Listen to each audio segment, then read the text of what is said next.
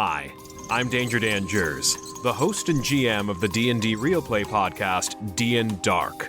Join us on Wednesdays for an absurd, over-the-top comedy horror adventure, starring some of history's most infamous monsters. I'm Ben Magnet. I play Mary Frankenstein, our barbarian. I am Daniel Cruz. I am playing Imhotep the Mummy, our cleric. I'm Jordan, and I play Larry Talbot, a lycanthropic warlock. I am Grayson, playing Jack Griffin, the Invisible Man, the party's rogue. I am Aaron. I play the Phantom of the Opera, our bard. For more information, go to dndarkpodcast.com and listen to us anywhere you find podcasts. Listen up, nerds. We're doing pen and paper stuff. The Paladins of Podcast are back. And rolling the dice on new content, upgrades to nothing, and a few missing pages from the rule books. Introducing Joshua Johnson, the man behind... Wait, where did those notes go? Follow Rob and Josh as they navigate the Outer Planes and anywhere in between on the Epic Table Games audio show. What's up, everybody? Welcome back to Epic Table Games audio show, your Paladins of Podcast, Rob, and usually we'd have Potato, and if you're a first-time listener, things have changed recently. We lost Potato in early May to a tragic car accident, and we've taken just over a month to kind of get things put back together in a way that we feel like Potato would really be comfortable with. So, introducing Joshua Johnson as our newest Paladin of Podcast. Hey there, Rob. I've been listening to the podcast for a bit, and I've met you in recent coming months. And the podcast in general was pretty interesting to me. Hearing some of yours and Potato's personalities, pretty engaging. Hearing some of your guys' content and experience from your time dealing with TTRPGs and really a lot of nerd culture in general has caught my interest. And yeah, I feel that me coming in here, this is like a very healthy creative outlet and pursuit for me. This is actually something I've been interested in for a while. Good. And like you said, we had recently met just a few months ago by this point. And the reason that I felt very comfortable asking you about joining with the audio show really came down to how you handled a lot of your DMing at a table that I was playing with, attempting to learn 5th edition. So longtime listeners know that I've got a lot of experience in earlier editions of D&D. I've got plenty of Pathfinder experience, multiple different indie developed games, small games, large games, etc. But for the last 8 years, D&D 5th edition has been out, and I've just avoided it. So to be fair, that's actually completely reasonable. 5th edition is what can be described quite reasonably as a dumpster fire of streamlining that everyone else has had to work around. I agree with that. Many people enjoy it, but only because they're better at running it than it is at being 5th edition. See, I've heard that 5th edition is sort of like the kids' glove version of D&D, and it feels that way at times, the way that they've simplified things. I do have small hands, Rob, so I actually like that. Yeah. So the rule system is fine. It works out. I don't have small hands. I got like short, fat hands and sausage fingers. So I couldn't just not address that. Anyhow, we've talked a little bit, and if I remember correctly, you have about 5 to 6 years in the tabletop gaming space. Yeah, we're approaching it. We're at like 5. Okay, and like I said, most of that experience has been in 5th edition. Yeah, so most of it's 5th edition. A lot of it is hearsay from other stuff, only vague tellings of things like Vampire the Masquerade. I've also personally run Alien RPG a handful of times. I would say in the last 5 years, the most time I've ever not played D&D was maybe 4 to 5 months at most, and the rest of that time has been basically nonstop playing. Sure. It gets to be a hassle sometimes to do that. I remember I was playing, I want to say it was 2 games a week, and I know that your schedule sometimes pushes more than 2 games a week. Like you'll have 2 or 3 games in a day. Yep. Now, when I did 2 games a week, we were generally at a table for 6 to 8 hours at a time. Oh, it's beautiful. So, I love that. 2 games. We were running 4 or 5 different games with the same group of people. So see, that's rough for me, actually. I don't usually run games like that. It was hard. It's a scenario where we liked everybody at the table enough, and we could get together every Friday night, play one game. Saturday would be a different campaign. The next Friday would be a different campaign. The next Saturday would be a different campaign. And then 2 weeks from the original game, we'd go back and we'd continue that campaign. See, except for that last one, I like the rest. I am a big fan of consistency, and I did run 2 different games at once for personal friends. One is a homebrew, I call it my main campaign. And then a second one, which is it was a Dragon of Icespire Peak game, absolutely great module, which you guys are actually playing right now. But overall, I had same or at least very similar sets of players. Because they were consistent, I find that is acceptable. For me, inconsistent games with the same players, that can be rough. I agree with that. And I think it's funny because you see online a lot of the memes that come out are the images that's all, you have one great game, one great session. When can we plan the next one? And it's 30 years from now. That's when the schedule matches up. Yeah. It sucks, but it's a joke because it's real. It happens. And I mean, when you try to schedule something like a weekly game at the same time every week, I don't have a problem doing that. Like, you know what? It's in my schedule. It's what I'm going to do. I work around that because it's important to me like work is. That's my time to unwind. That's my time to decompress, time to hang out with friends, time to do things I enjoy. See, that's where, that I am very into that. That is exactly the way I think everyone should have a game going. You need to have it. If you're going to play a TTRPG or something like that, set yourself on, a consistent schedule for at least one game. Consistency in someone's life, especially when it comes to TTRPGs, is actually incredibly healthy for the human mind. I agree. And I very much so recommend that you go for that. I'm trying to think, what was I going to say about that? On the extreme side, back in November, because I'm an idiot and because I have a fetish for being a problem to myself, I got involved with 5 games at one time. One I was a player in, because I never get to be a player. Mm-hmm. And the other 4 I was a DM of. A mixture of a workplace game and personal friend games. And those did not work out super well by the end of it. I definitely had to chop down a couple of games. It's really a problem I have because I get overexcited to play. Mm-hmm. And the wait time kills me. I actually struggle to run things like bi-weekly games, like our Dragon of Icespire Peak game, because I'll offhandedly think about it and be like, damn, I wish I was playing that game right now.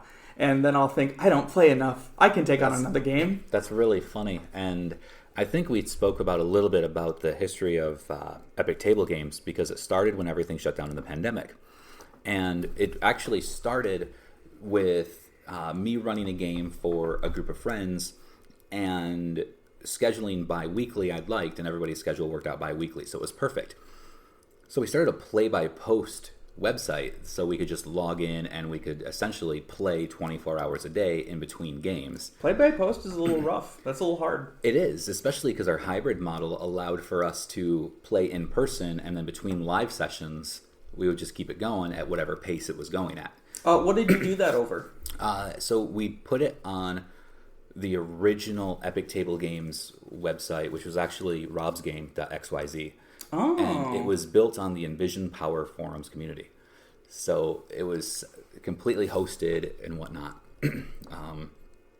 We did not use Discord for much other than general talking when we were all available. And then because the way things worked out on smartphones, we had it set up so posts on the forum would ping in Discord, which would ping somebody's phone.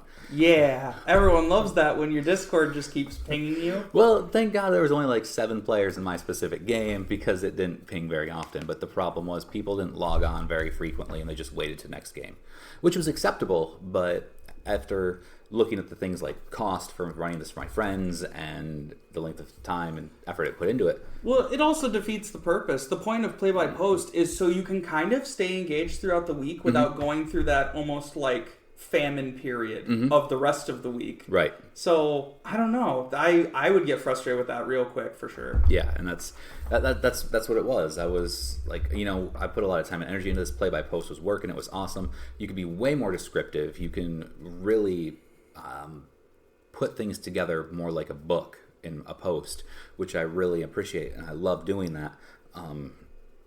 But the players would forget to log on or check, or they would just ignore it. And that famine period that you're talking about,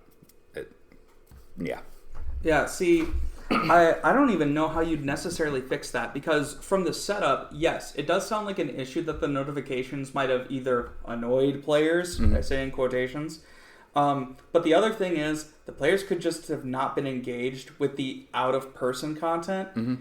It's something you always find with people where they approach the table with an excited concept, like the play-by-post, and while one or two of you are very interested and consistent, the rest are just, the idea of it was fun, and then they just don't follow up. Yeah, and that's what I found. And so with that game, and specifically, we had talked about it briefly, and I don't think it's much that we've talked about on the podcast here, but I started 2 other campaigns on the play-by-post system, and it was in a living world, so everything was in one. All 3 of my campaigns were in one world, and each campaign was playing a different side of the conflict. Maybe that's, story. Yeah, story is the better way to put it. It's playing different sides of the story, and the way it was set up was perfect for me as a DM to run, because play-by-post you can kind of keep track of everything, right? So like I'm set up to really be able to dive into this. But the problem is again, like you mentioned, people don't pay attention by whatever degree. So they slowly, they start off strong and they slowly start to back away until they just fade into non-existence, which is truthful about just about anything when you're building online communities anyway. Yeah. Start out strong, die off in 2 weeks. Yeah, that another thing that people don't understand, I am not a fan of play-by-post. However, its upsides need to be acknowledged. If you want to learn to roleplay and be into a character and learn investment in that character, join a play-by-post. It's actually super great for it. You can request that we all stay in character, and people will do it. It's actually way more subtle and interesting than kind of at the table. At the table, I notice maybe 30-40% of players really struggle with becoming immersed, and play-by-post gives you that time to actually do that. But yeah, like you said, with people that struggling to stay consistent with that style of game. Yeah, and it's difficult. I get that. So it was, earlier this year we actually formally shut down all of our play-by-post. Which is, it's a bummer because I love it. Like when I grew up with the internet, oh my god, play-by-post was the way to do things. No Discord, AOL chat rooms, Yahoo chat rooms. What are you saying, Rob? That when I first accessed the internet, it was when the internet was brand new, and I was using Windows 3.11. Rob, the internet's always been here. What do you mean? Yeah. So I'm older than Google, by the way, and my oldest kids didn't believe it. And then when they found out, they called me old relentlessly. Yeah, you are old, Rob. Dude, so my youngest daughter, she is 5. 2-3 weeks ago, she asked me, she said, Dad, when you were younger and the dinosaurs were... Yep. Seriously? Like, the dinosaurs weren't out. Well, where were they? What do you mean? They were dead, long gone. Where were they? They were like, dead, kiddo. But I thought you were... No, I'm not that old. Jeez, oh, Pete's. Oh, my God. So, yeah, we wanted to talk about a little bit, because this is our first episode back. You had come up with a few great suggestions on a little bit of formatting tweaks that really play into the fact that your experience in tabletop gaming really comes from the 5th edition D&D side, and whereas mine comes from an entire amalgamation of the last 20 years. So we have a lot of history with different things, and avoidance of 5th edition, where you're getting into it, your feet are definitely more than wet by now. Yeah, no, I totally agree with that. I find that our conversations are actually incredibly engaging. I mean, even from the premise that you have approached from, what is it, like 20 to 25 years of TTRPG, and I've only been in 5. My engagement with the game has been very, very excessive in the form of like hobby to the point of almost part-time job. Not that it ever could feel like that. Right. That's so no. But what I find the most interesting is the potential in that conversation of where we've been and where we go. Because where we've ended up is not necessarily the best place to be. And I also don't think back then was necessarily the best that things were at. I find it a very boring conversation to talk about first and second edition like they were the nitty-gritty badass times of live or die by the dice. You can pretend to live in that era, sure, but that's also like the time of like no RP or little RP, and it's just dungeon crawls. I would have to say yes and no. Small caveat. Yeah. When we look at first and second edition, I guess we call them essentially old school revival games, old school role playing games. Yeah, that's the OSR tagline I see. Yeah, that's what we see now. And that idea of the live or die really comes down to a few basic rules. And some of the rules, like when you do your attribute stats, you're used to doing something like 4, maybe 5d6, drop the ones, take the 3 highest, all that combination. Old school rules were literally you roll 3d6, you put them in order, you get what you get. Yep. You work through it. If you die, you start over at level 1. It doesn't matter how far along the party you are. You're right, a lot of dungeon crawls because that was simple, but story was designed to be put in by the DM itself. Yeah. So rule books were thinner, smaller, not super complicated. They look at that, and it feels like hardcore mode compared to what we have now, because now we have rules for almost... Well, no, let me rephrase that. We got rid of a lot of those rules. We used to have rules for almost everything, to the point where in 3.5, in Dungeons & Dragons 3.5, we ended up having rules where you could essentially play a life simulator.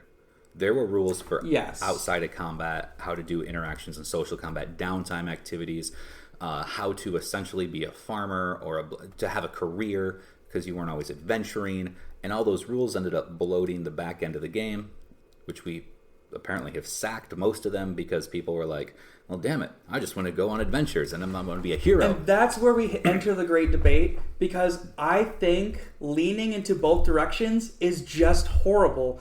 I hate the lean into that people just go, I want to experience a D&D campaign. And I go, what are you talking about? From level 1 or even starting at level 20, you're experiencing the campaign. Mm-hmm. People try to wear the badge of honor that is, I've played D&D in a campaign and this and that. I would like to reference that, Rob, you have played in many, many games. Mm-hmm. For you, D&D is a very strong, almost lifestyle hobby. For you, the enjoyment is the engagement with your friends, the stories you're playing out, the characters you're playing. You're actually playing the game. Yeah. You're not living on a platitude that is very unnecessary. And that's where I want to encourage people that you need to recognize that when you sit at the table, you're sitting at the table playing a game with people. Mm-hmm. You're not sitting at the table for some strange idea of what D&D is. You're just at the table to play a game. Recognize, while they are vastly different, if you're at the table to play Monopoly, you're playing Monopoly, you're there for the time with your friends, not because you want to say that you played Monopoly 20 times. Right. That's not the fun part. Right. And that's it too. It's to the point now, and I think everybody gets to this point where when they say, I'm going to play D&D this weekend, it doesn't necessarily have to be D&D. You're saying, and what I've just generally adopted to when I say I'm going to play D&D is, any tabletop role-playing game that involves pen, paper, dice, miniatures, etc., doesn't matter what genre, doesn't matter what game, it is essentially some form of D&D. D&D is the original game, it is the one that started the whole thing, and it is the blanket terminology for rolling dice in an RPG-style setting. Yeah, so maybe in our conversations going forward, when we reference like D&D, sometimes that possibly can be interchangeable with the idea of TTRPG. Mm-hmm. Not that D&D encompasses all of it, but the idea that its strong influence is what usually leads into the conversations we're having and talking about. Not that we think that necessarily D&D is the be-all, end-all. Right, and I really think it's great that you pointed that out, because I don't think it's something we have ever mentioned before. I hope our listeners have actually picked up on it. I have tried to be more conscious about saying tabletop RPGs versus just D&D, but when I'm talking outside of this, I'm just playing D&D. People know what D&D is. In fact, I got some older coworkers, by the way, who are, I don't know, close to retirement age. I don't even tell them D&D anymore. I'm just like, I got nerd games. No, actually, see, from my position, I have to say that when I tried to run my workplace game, I went to my plant manager. Please never do this. You will be looked down upon immediately. I went, hey, because this is a workplace game, I would like to keep it nice and comfortable for my coworkers. Can we play here, like, when it's not necessarily work hours, like, in an out-of-the-way place, like the break room when there aren't people there? For a segment of this hours, I can let you know what hours and all that. And he tried to get me to explain D&D to him, and I started internally cringing because I realized, wow, this is what a lot of people went through for quite a while. Yep. How'd you explain it? I said it's like a board game that you get to pretend to stick fight. And I was like, when you're a kid and if you had friends, you'd pretend to stick fight with them, pretending you're a knight and stuff. It's like that, but you roll dice and you pretend a whole lot. And I told him it's real fun, and he looked at me like I was a psychopath, and I was like, I've made a horrible mistake. Yeah. When I've had to explain D&D, it's funny because I'm like, it's a pen and paper game where you have all of your rules in an assortment of books. You have all of your character stats on a piece of paper, and you roll dice to determine the outcome. See, I'm just going to record you saying that, put it on my phone, and then anytime I have to explain it, just play that. Yeah. That sounds way more clear and concise and less embarrassing than the way I always try to put it. It's taken years to get there, bro. You nailed the big parts. It was when you delve into the use your imagination, that's where you lose a lot of older school people who are not, I don't want to say less creative, but they're less... They're shut off to creativity. Some of them... Not that they're unwilling to engage with it, they are raised and their engagement with culture has led to the shut-off idea. They consume media. They don't create or invest in media. That's a good way to put it, because it follows along what my just recent thought was of when you mention imagination, it feels childish, regardless of how old people are who do this. The same thing when you say, well, geez, I would like to be a graphic novel illustrator or a graphic novelist to write the stories, and your grandma says, don't you think you're a little too old for that? I love my grandma to death, but I would have loved that career path. My grandmother, I've never brought up to her that I do this kind of stuff, but then again, I've introduced my daughter to her several times. It's always the first time for her. Mm-hmm. She's a little up there in age. That's all right. So one of the other things that you had mentioned, and this kind of comes down to a little bit of a format change for us. Yeah, so with that, my enjoyment of the podcast was definitely the tangents, honestly, the almost like Wikipedia lore style deep dives into some of the culture. But I think the audio show could like really benefit from at least some sort of dotted line, not necessarily to run on, but to at least like approach the direction of. So like having approachable topics to talk about, potential information that can help other DMs, other players, not essentially a kind of idea of what we might talk about for the day, or have a section of the show where we talk about a certain mechanic or our opinion on something. You guys had several episodes where you would talk about like Wizards of the Coast released this or did this. Those I actually liked a lot more because I was able to follow along better. Right. I gained actual like full-on information. I think that this show does a little bit better when it's like at least slightly informative. It doesn't really need to be all information. That's fair. And you're definitely talking a structure issue. And some of our earlier episodes were way more structured, and we liked that feeling. But damn it, it's hard. Yep. Especially when you're looking at making something every week. So the commitment here really is to stay committed to the general structure and be able to put things together.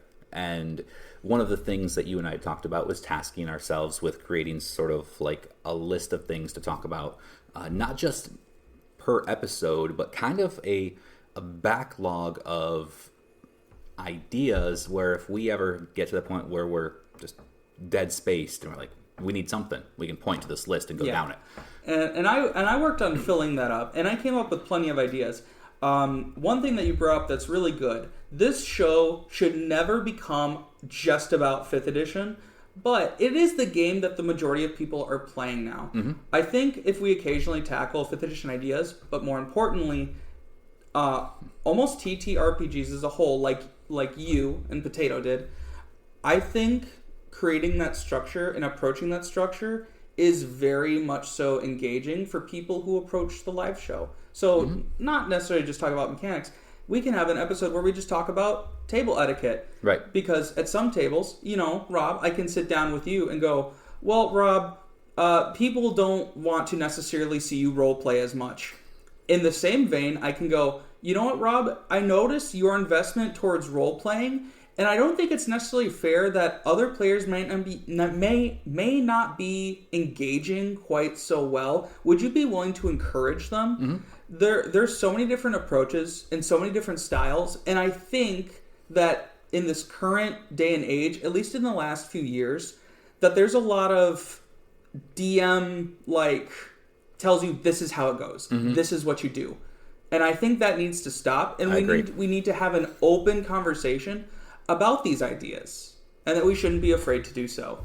And I really appreciate bringing that. And one of the things that you had mentioned is that we shouldn't lean the heavy focus on 5th edition, which whether we lean on that a little bit more or not is really superficial to me, because the back history between both Potato and I is so much in Pathfinder. Pathfinder was really Potato's bread and butter game style and gameplay, game rules, etc.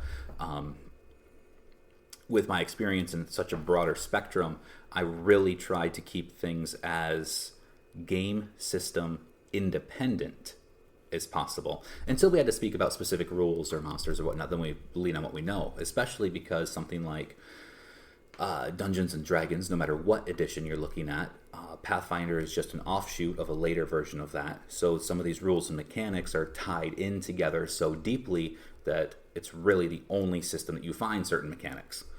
Yeah, I think Pathfinder and 3.5 and 3.x or 3.10, something like that. 3.0 and then 3.5. Wasn't there like a 3.x or 10 or something like that? We used 3.x to dictate 3.5, any of the splat book material and into early editions of Pathfinder before it became so big. All right. Oh gosh. I think that era was approaching more of what people wanted from TTRPGs. It's just really sad that was still the kind of almost... It was climbing, but it was still too unpopular. It makes me kind of sad because I don't necessarily like the like you said, over bloated style that 3.5 was in.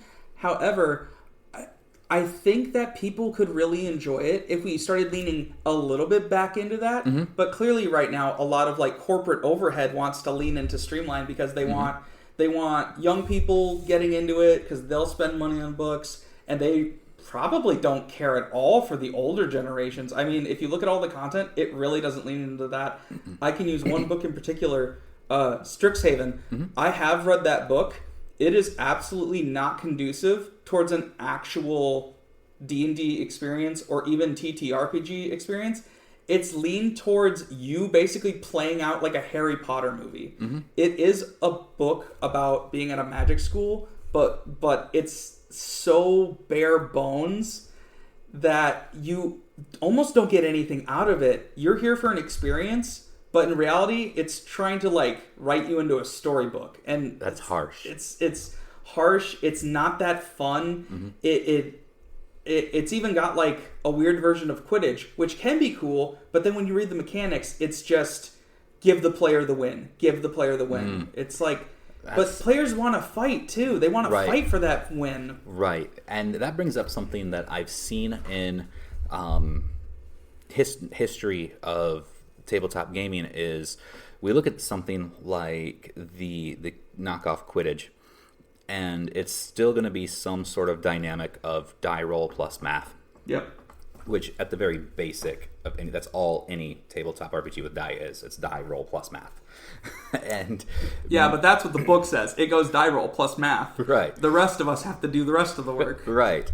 But the Quidditch is kind of like a mini game, and mini games are really combat without combat flavor. Yep. And if you look at it like that, mini games are boring because there's no surrealistic risk involved to it.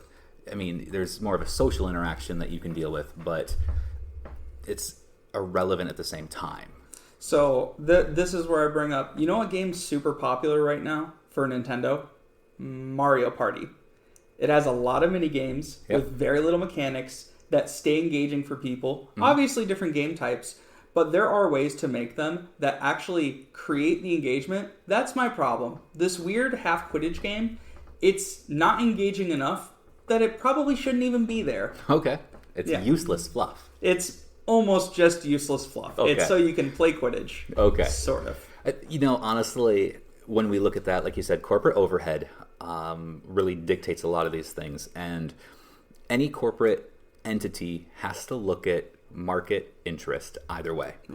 I know it sucks. And, well, truthfully, we can equate it to the difference between the popular mainstream games versus the less known games. Like, I let you check out the game Morkborg. Mm-hmm. And one of the things that you said based on just artwork alone is that it's super over the top, edgelord, not even over the top in a good way. It's edgelord, cringy. And I'm like, it's the purpose. It definitely reaches that territory. Well, it was intentional. And my opinion is if it's intentional, it's avoiding because it's doing what it's intended to do. Yeah, I can't hard argue with that for sure. But the that book in specific, the game system was set up, and they like to bill it as essentially a role-playing game based off of the death metal genre and feel. And to be clear, I would love to talk about that book. I'm looking at it from across the room. But honestly, that was actually a pretty good read. I wouldn't be against like a D&D book being written in that style. There were parts of it that were more engaging than a lot of the books released by Wizards. And I agree with that. And the difference, because we're looking at a game where if you are picking up this book, you have to have some semblance of knowledge of tabletop RPGs. Yep. And it assumes that you know certain things, and it jumps right in. It cuts out a lot of fluff, a lot of bullshit, and it's not pandering to corporate market data. It's just, this is what the F we want to do. This is what we're doing. If you don't like it, it's not for you. Yeah. And that's exactly what they say.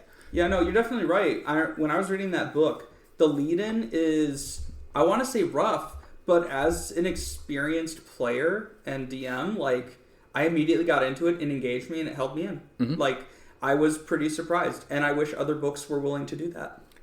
I agree. The problem that I have with this one is it's a graphic designer's wet dream. And I mean, you go through the first 13 pages before you reach a table of contents, and in those first 13 pages, part of it's rules, part of it you don't know what they're talking about because it's like lore. There's no reference. They just start talking about it. They're not even a header like, hey, here's some lore. It's like, in a dark castle years, like, okay, I can pick that up. That's easy. But other things are just scattered until you get past the table of contents, until you understand the flow. So as a layout book, it's horrible. Like core rule books that we're familiar with. In fact, layout design that almost every other book uses is standardized. Yeah, and I think the standardized is actually bad. I wouldn't be against if we changed that up a little bit. Honestly, if you try to open the player's handbook, yes, you get places, but the first part of the book is actually really hard to engage with. It fills you with so much information that you will almost never see. Mm-hmm. For example, there's a point where it starts reaching into the other planes of existence. It doesn't give you enough to be engaged, but it gives you too much that you want to skip reading it. Right. And that's harsh. And that's content. And there's so much history content with some of these longer lasting games that fan service, you have to include some mention of it somewhere. I mean, how long before we go and we eventually get a manual of the planes for 5th edition? You know, we've already got the Curse of Strahd, and Strahd has been around since how long now? Isn't it 2nd edition? I believe so. And then the Tomb of Annihilation, that one's back. Like beginning. Yeah, and that is essentially 2nd edition. Every edition it rehashes every single time. So there are fan favorites that Wizards have definitely said, let's do it. Let's bring these back. But where's the other content that you touch on? And what I've noticed now is that people online in a lot of the online communities are asking questions about certain rules that are no longer in the game. At this point, I would like, if you are listening and you are either on your phone or on your computer, go onto Wikipedia and look up the books for, let's just go 2nd and 3rd edition, and then compare it to the books for 5th edition. For the amount of time 5th edition has been out, it has a minuscule amount of books compared to the other editions. Mm-hmm. And I have read books from other editions. I used to work at a workplace where I could just Google those books and I would read through them. Mm-hmm. They are so vast and so filled with information that keep you engaged with the character you could make, versus 5th edition, where, like you said, there is no like real planescape book. Mm-hmm. With Curse of Strahd, they approach an idea of a demi-plane, but it's literally just about Curse of Strahd, mm-hmm. and gives you almost nothing else. And that's terrible. I mean, you really need, well, you don't need, but to put down the format into the book so we can read it, understand, and learn to implement is way better for overall and across time for an edition. Much better than just releasing a module because it's popular. I agree with that. And the release a module because it's popular is just recycling old content with updated systems, updated rules. Maybe you trim the fat here, you put in different flavor here. My issue with 5th edition it started with 5th edition's core rulebook. And well, not even core rulebook, your player handbook. Core rulebook is Pathfinder in other games. Dungeons and Dragons is one of the only game systems that I'm super familiar with that actually splits a big chunk of the rules into separate books. So when you have in Wizards of the Coast and Dungeons and Dragons, you have your player's handbook for the players, you have your Dungeon Master Guide for the DM, you have the monster manual, that's just there for whoever wants to buy it, but the DM needs it. Whereas other games kind of condensed all of those into one book. Really? Yeah. I actually didn't know that. Yeah. And I like that because I don't have to buy 3 books. And my issue continued to grow, and even just recently when they re-released 3 books. What is it? The Cauldron of Everything guide. I know what you're talking about. Yeah. So they re-released these books in essentially a box set. It's honestly terrible. No one likes it. And they rehashed information. And it's like barely. They almost mm-hmm. didn't. So this is where we engage with like some of the goofy stuff where they're like, oh, this race is typically this. And it's like, that's not really a re-release. A re-release would include better artwork mm-hmm. or updated artwork. Like not screwed up copies mm-hmm. like Wizards continues to release to things like Amazon. Now, to be fair, that changed dramatically with the last generation of gaming consoles. And you're like, well, shit, what do you mean by this? So when downloadable content material became super popular, AAA game developers could get away with releasing full-priced games that were half done and say, we'll just give you an update later. Yeah. So that entire mentality has moved through the entire entertainment space. That makes sense now that you're saying it out loud. And it is reflecting in a lot of content now, because you can, like you said, it's a re-release box set. It's almost completely pointless. It's really just, oh, we need our whales to cash in. Mm-hmm. You're right. It is infecting the space. But it kind of sucks because a lot of people, especially in the D&D community, really are into this idea of kind of found family within the community. Mm-hmm. And even Wizards tries to invest in that, but they're super shallow, like invested. It's like the equivalent of doing "Hey, fellow kids," Right. Right. And sadly, they do a really good job at it. You can just look at things like D&D Beyond. They've had years, and now let's talk about that for a second, because this one I'm concerned about. D&D Beyond was a separate entity from Wizards of the Coast and Dungeons and Dragons, and that was a good thing. I thought so. And then Wizards of the Coast recently purchased the D&D Beyond system. Yep. And what are we looking at now? I mean, not a whole lot has really been put out about what their future changes are, but I understand Wizards of the Coast. I know what they have their fingers in. I know how they operate and set up all these other things. Why wouldn't they start charging more money for books, full price for general books? Why wouldn't they make it more of a pay-to-play space? How long is it going to be before D&D Beyond turns into a Wizards of the Coast branded specific virtual tabletop system like Roll20? And then how much before you microtransaction all of these other things like your tokens, etc.? In my opinion, in my mind, it's only a matter of time before it happens. Now, Rob, how much have you used D&D Beyond? Twice. Okay. So that, and you've probably seen it, it's already pretty decently heavily microtransactioned, but really that's for the content. Right. Like, when you go to that website, it's to engage with the 80 to 90% content, and the last 20% is just this odd end or bit here that's probably unnecessary. But I totally agree with you. Clearly, D&D Beyond with Wizards is moving into a space where they can try and be the next Roll20 or Fantasy Grounds, and I don't think that's necessarily the healthiest thing to do. D&D Beyond already existed in a space where it was community and a place where everyone could go to set themselves up. Mm-hmm. In reality, it's gonna turn into something really unhealthy, where, like you said, Wizards of the Coast is just going to domineer the space. In reality, to me, this is no different than them going to a third-party D&D site and slapping it down. This one, they're just consuming it. They're just taking it over. It's no different. Right. And that it's unfortunate, because as a separate entity, as a supplemental piece of software to use for your D&D games, it was hugely beneficial. Yep. Some weird kinks in there, like most web API designed websites have, like constantly rolling 5 6s on all your stats. So, hey, I rolled 5 6s. Mm-hmm. I have 18 to 24. But other than that, it was a great system that people utilized, and it was easy. I'll say it was super easy. Buying extra content wasn't super expensive. Whereas I think it's Roll20, it's $20 per extra rulebook. Roll20 is honestly more price-wise more accessible technically than D&D Beyond. Mm-hmm. I know there's a lot of odds and ends, but I mean, it is a full system to engage with. So that's where I'm not sure how to feel about that part, where Roll20 is intentionally a full-built system that's been worked on for years. I remember when it started.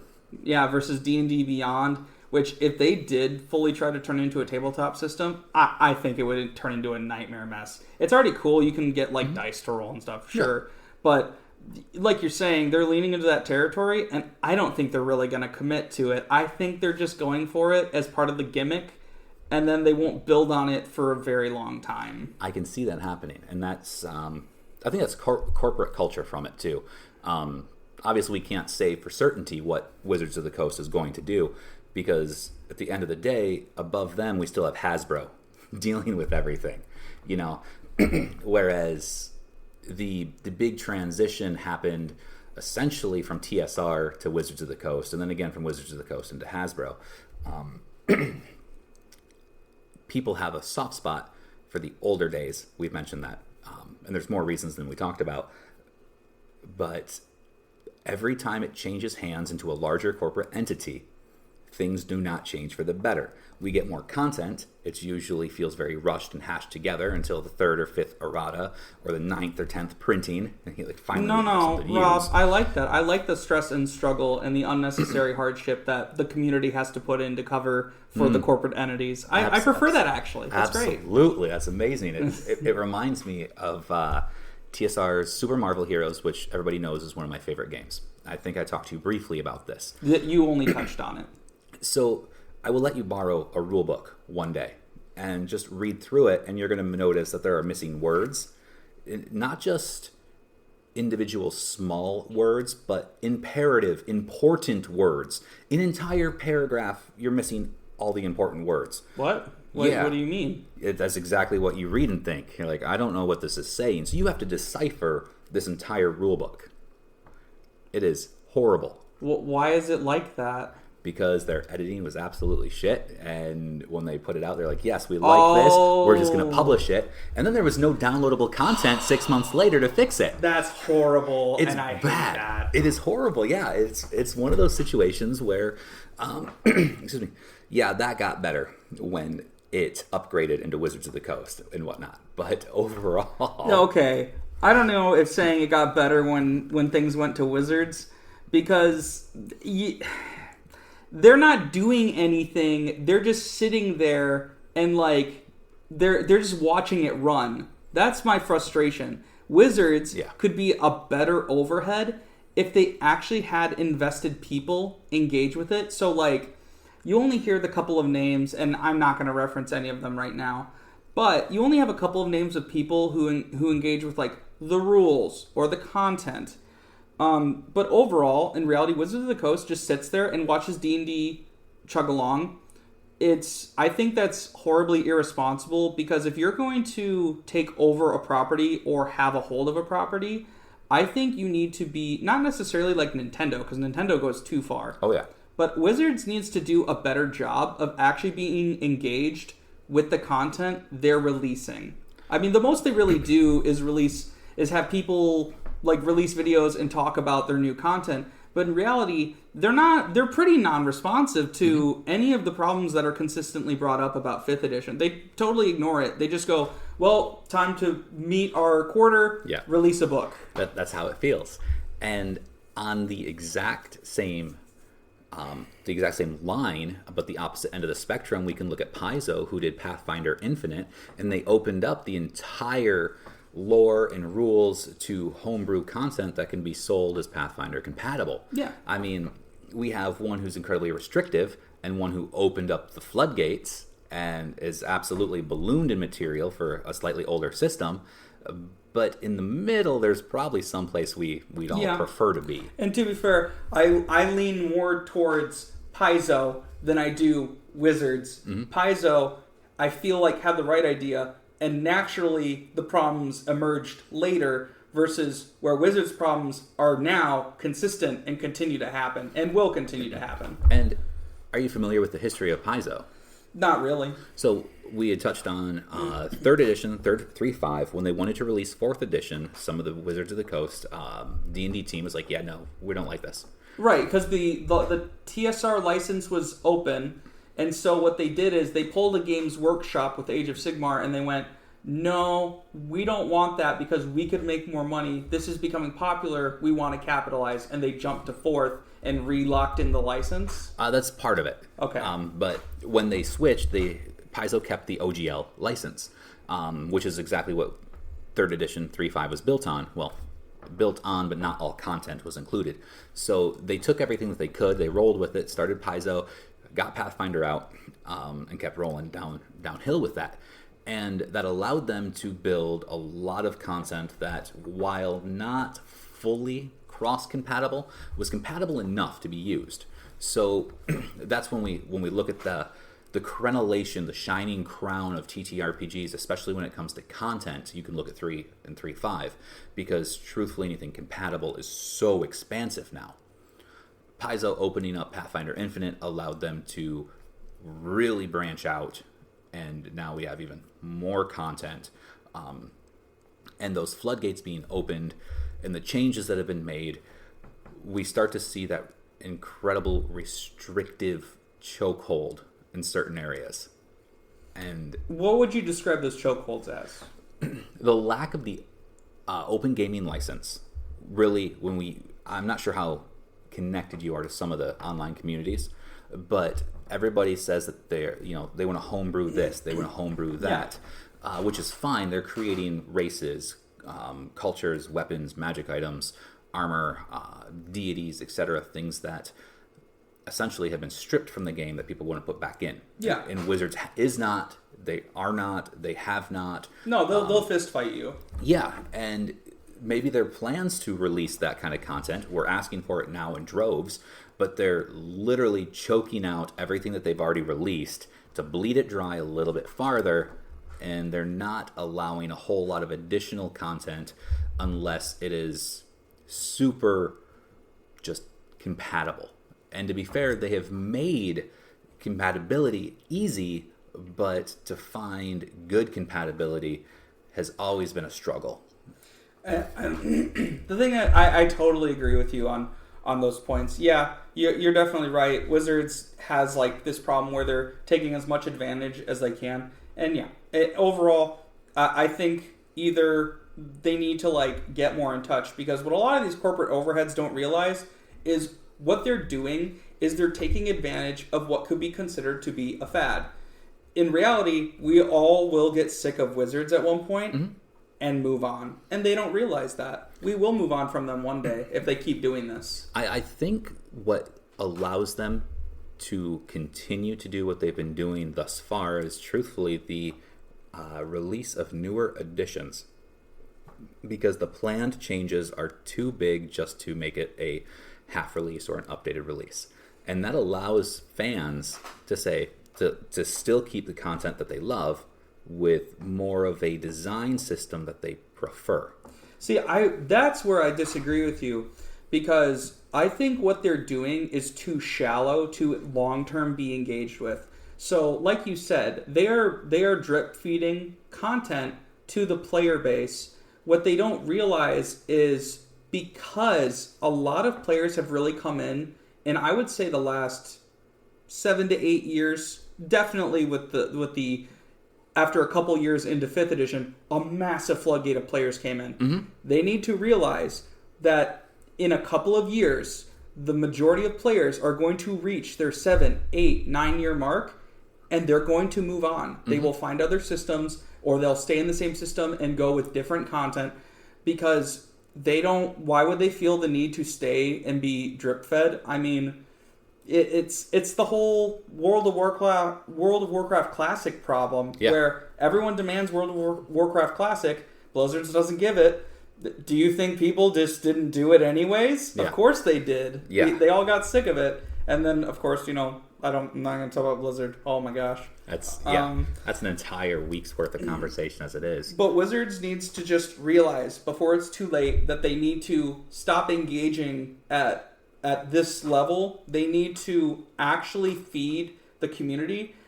I'm not even just talking about whales. You need to realize that when you release a huge library of books, those books will continue to exist, and players with investment in that area will hunt for those books and look for those books. I did. Yeah, and so, as I said, you release Strixhaven. When you release so few books, you're desensitizing the player base to getting those books. So it works with Tasha's because that's a general book. But you release Strixhaven, Ravinica, multiple books for 5th edition that we're very not engaged with, because you've kind of bred the culture that if it's not directly Faerun or what are the other ones? Dragonlance or Greyhawk. They're bringing back, and Ravenloft. If they're not those, that this is just offshoot. And then by doing that, you've also bred DMs who are against that. Even I don't really run a lot of the off content because it's not very well written or balanced. I think balance is a whole different issue we can talk about later. Yeah. So it's just in general, Wizards, they need to do the right thing and just release content and be a little more relaxed about how they handle D&D content and the approach to it. D&D Beyond worked out. It didn't work out because of Wizards. It worked out because that's what the community does. They create these spaces. Now, we're starting to run really, really close to overtime here. And I wanted to pose a question before we close out our episode. Do you think it's possible that Wizards of the Coast could manage it on its own if Hasbro wasn't above them? How much do you think is trickling down for corporate management style from Hasbro itself? I think Wizards could stand a chance if Hasbro was removed from the equation. But that being said, when you have massive overhead conglomerates like that, they don't actually tend to have as much of an impact as you think. especially in a very niche culture that D&D still does exist in. I mean, it doesn't matter how popular it is right now. It's still not technically mainstream. Wizards has the majority overhead say, and I think that if anyone makes any comment that Hasbro is really in charge, I think that person is underestimating how shitty Wizards and the people who run it choose to be. I can agree with that, and there are plenty of D&D Wizards specific creations that kind of point that out. Yeah. First thing that comes to mind is like the Mind Flayer. Like the way that they control the Mind Flayer in itself. Yep. It is essentially one of the most iconic D&D villains that is most recognizable, yet nobody knows who or what it really is. It's just kind of that shining example of this is what we do, this is how good we can be, nobody can have access to it, and we're not going to promote it. And it's like, well, then people don't know what it is. Like, and that's the other thing. Like we're saying, so if Hasbro really had overhead say, I'm not saying they would handle it better, but let's pretend D&D was heavily mainstream. Hasbro would not allow certain books to be released and would release more books in general. So by that I mean it is very, very bad that 5th edition has still not released any books about the D&D religions. That like Wizards is trying to, I don't know why they wouldn't do it. Hasbro would do it, but Wizards of the Coast are just wasting their time. Like you've said before, why don't we have a Planescape book? Why don't we have books devoted to the religions, the cults? Thinking about it right now, as you're mentioning this, those books, that information, they're not mechanical books. They're lore books. So truthfully, you could pull from older generations of the game. You could pull 3.5's Gods and Pantheons. You could pull the Planescape from 3.0 and just eliminate mechanics because it tells you how the planes are connected and how they work. Maybe it is that idea because Wizards of the Coast is so, I'm going to say forward-thinking as we look at this conversation. They're forward-thinking into the future with the mindset that they have enough backlogged history already out there. They assume players would just pull in non-mechanical books. I think that's a very strong opinion. I'm not sure if that's true or not because some things do reflect that. So when they went from 3rd to 4th, like you said, they kind of abandoned ship and then re-abandoned ship from 4th to 5th. Even not engaging with 4th's lore. I actually know that part is very true. That's where I struggle to really accept or believe that they're like, oh yeah, in good faith, they totally wanted to do that. I don't really believe that. I think Wizards, like you said, is trying to drip feed content. They go, wow, look at this book we're about to bring out. It's like, oh, it's near summertime, more people have free time, or oh, it's December and you have all your cash, and then they go for it. Because if you pay attention, healthy amount of books release in fall and like spring, beginning of summer. Tax season and Christmas time. Yep. All right. Specifically when. That is fair enough. But we're just getting to about an hour mark, and that's where we kind of like to draw the line so we're not overburdening our listeners. Guys, thanks for tuning in. You can always check us out online. EpicTableGames.com is still there. Our Facebook group, Epic Table Games, still going strong. We need you to be active in it. We're going to have Josh come in to as much Facebook as he can. It's hard for both of us, if I remember correctly. Facebook sucks for me. I hate it. But I could probably be on Facebook a little bit more. I try to get off of it as much as I can, and I'm on it too much. The 20 minutes a day, too much, bro. I still am in that phase of scrolling across Facebook, especially since a couple years ago when there wasn't too much to do. Yeah. But that being said, in the near future, hopefully we can engage with a little more content, maybe some YouTube stuff. That could be fun. I'd like to be able to bring in video. We can talk about some of that next time. Oh yeah. All right, guys. We'll see you next time. For the Paladins, make way for the Paladins. Epic Table Games. Make way for the Paladins. Make way for the Paladins. Epic Table Games. Thank you for listening to the Epic Table Games audio show with the Paladins of Podcast, Rob and Josh. Until next time, stay in touch on Facebook at Epic Table Games and online at epictablegames.com. Epic Table Games.